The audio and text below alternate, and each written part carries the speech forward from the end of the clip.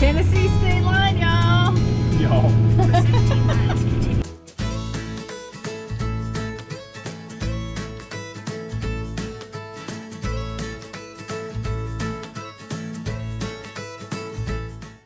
We are parked for the night. We are in Winchester, Tennessee.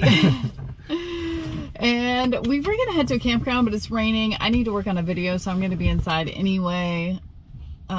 So we just pulled into a Walmart here. We're gonna overnight here and then maybe do State Park tomorrow, and we will head to the Jack Daniel's distillery and maybe do a tour if that's going on. But I wanted to jump back to the Unclaimed baggage store. I've read about this online. I almost had to move there. It's so cool. I couldn't get her out. It's crazy. So this started like 50 years ago, but basically after 30 days, you know, unclaimed baggage, people get reimbursed for whatever they lost, and the baggage has to go somewhere, and so it ends up in this warehouse. And just think about things that people take on vacation and bring back from vacation. So the wide variety of items that you will find inside that store, I mean, it changes daily. It says they put out 7,000 new items every single day. But I mean, if you think about it, from fishing and hunting trips and tropical vacations, and I mean, and so much was new. Yeah, most of it was new with tags. So what they do is they filter through everything. It says for every item sold, one item is donated. So a lot of it gets donated. They've partnered with a lot of different nonprofit groups for that. And then, yeah, a lot of what they had brand new tags on it. And I actually ended up buying 2 things. Dave found one thing. I had a lot in my hands, but you know what?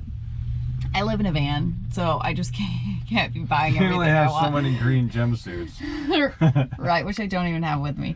But I found 2 dresses because I don't have a dress. Can you hold this? Oh, sure. Yeah. Is it nice?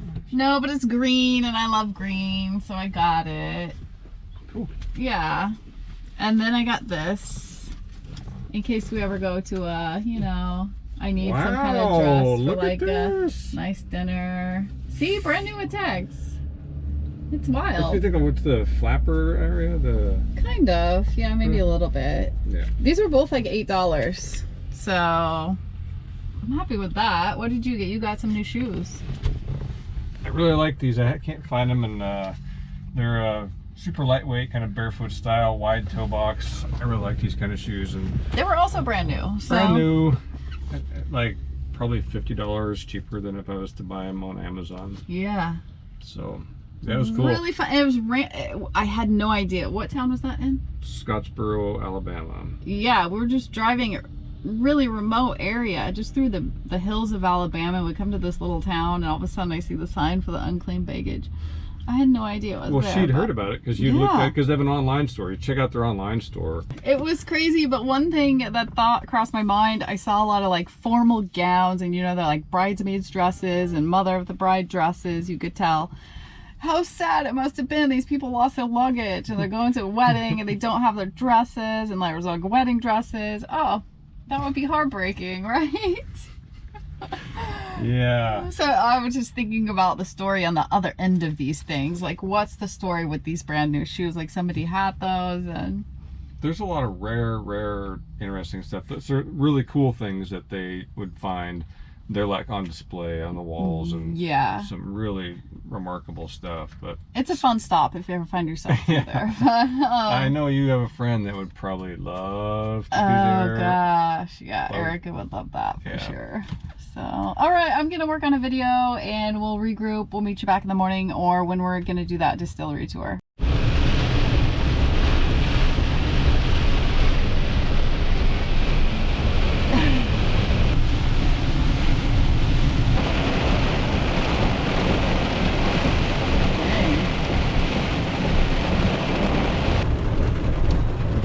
Home sweet home.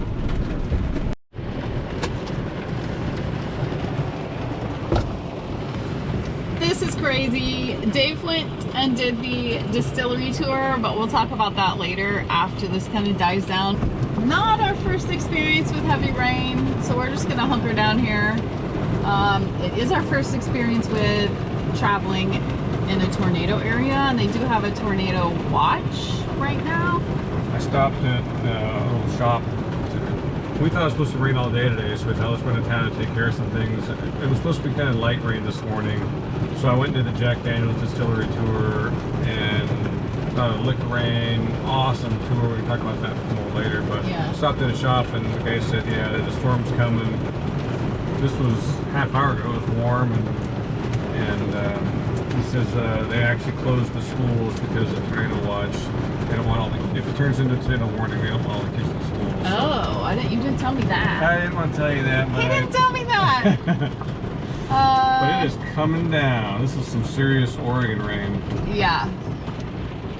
So we're just gonna hang out, keep our eye on the weather, and then we'll get back to you once it clears a bit. I don't know where I would go if it turned into tornado warning. What does that mean? I guess to the bathroom. I guess we it's go like to a brick building. I guess. I'm staying with the van. No. I'm going down to the ship. I'll make a little bug out bag, so we'll have pistol food and stuff with us. You just go park in the bathroom now. Nobody's gonna care. No. No one's gonna care. All right. We'll let you know how we fare. I'm sure everything's gonna be just fine. Ooh, there's some big thunder lightning. Yeah, we got a lot of thunder lightning coming too. What a difference a day makes. Actually, just like an hour. It was torrential downpour and then it cleared up. But yeah, we had a nice spot here. No worries at all. So we actually picked this spot and decided we knew this rainstorm was coming and we didn't know where we're going to be, but we drove into this campground a few days ago and saw the paved camp spots. Now if it's going to be a 2.5 inches of rain in a couple hours, let's find some pavement to park on. It worked out. It worked out. So today we're actually in the same campground, but we are moving to a different spot because this one was booked. So yeah, that's what's going on. But let's touch back on the Jack Daniel's tour. You went on the tour. Whiskey doesn't really attract me. I don't enjoy. You went on a tasting tour, so that was part of it too. Now, the county that the distillery is in is a dry county, or it's a dry county, which is really odd. But they make an insane amount.